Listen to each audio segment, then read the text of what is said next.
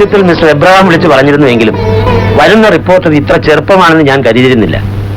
എന്താ മിസ് ശശികലയ്ക്ക് ഈ പ്രൊഫഷനോട് ഇത്ര താല്പര്യം തോന്നാൻ?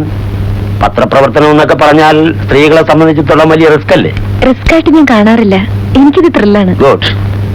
ശശികല ജോലിയിൽ പ്രവേശിച്ചിട്ട് എത്ര കാലമായി? 6 മാസം. ഓഹോ, അതിനുള്ളിൽ ഇത്ര വലിയ ജോലികളൊക്കെ ഏൽപ്പിച്ചു തുടങ്ങിയോ? അപ്പൊ ശശികല ആള് സ്മാർട്ട് ആയിരിക്കണമല്ലോ.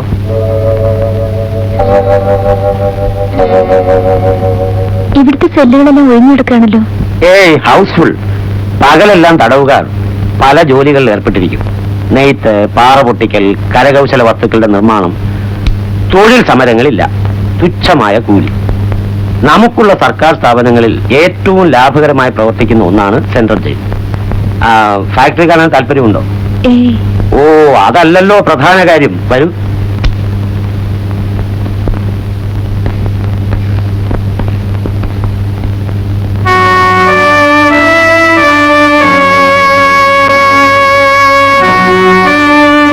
അതാണ് കണ്ടംപ്റ്റ് സെൽ. തൂക്കിക്കൊല്ലാൻ വിധിക്കപ്പെട്ട പ്രതികളെ താമസിപ്പിക്കുന്ന സ്ഥലം. അത് മാത്രം ഹൗസ്ഫുൾ അല്ല, ആകെ 5 പേരേ ഉള്ളൂ.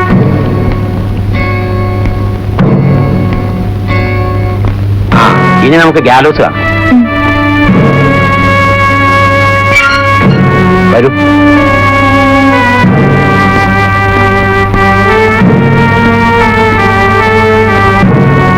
ഇതാണ് തൂക്കുമേട. ഇവിടെ തൂക്കുകയറ് കാണുന്നില്ലല്ലോ. സ്ഥിരമായി അങ്ങനെ ഒരു കയറുണ്ടാവാറില്ല. തൂക്കിക്കൊല്ലേണ്ട ആളിന്റെ വണ്ണവും തൂക്കും അനുസരിച്ച് പ്രത്യേകം കയറുണ്ടാക്കാറാണ് പതിവ്. തൂക്കിക്കൊല്ലേണ്ട ആളെ ഈ തട്ടിൽ നിർത്തും. മുഖം കറുത്ത തുണി കൊണ്ട് മൂടും.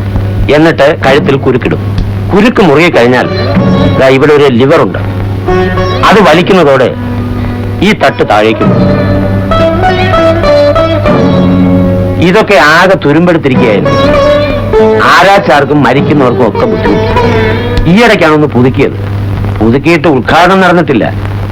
ഈ വരുന്ന 21-ാം തീയതിയാണ് ഉദ്ഘാടനം. ഉദ്ഘാടകൻ ആരാണെന്നറിയാമോ? രവിവർമ്മ.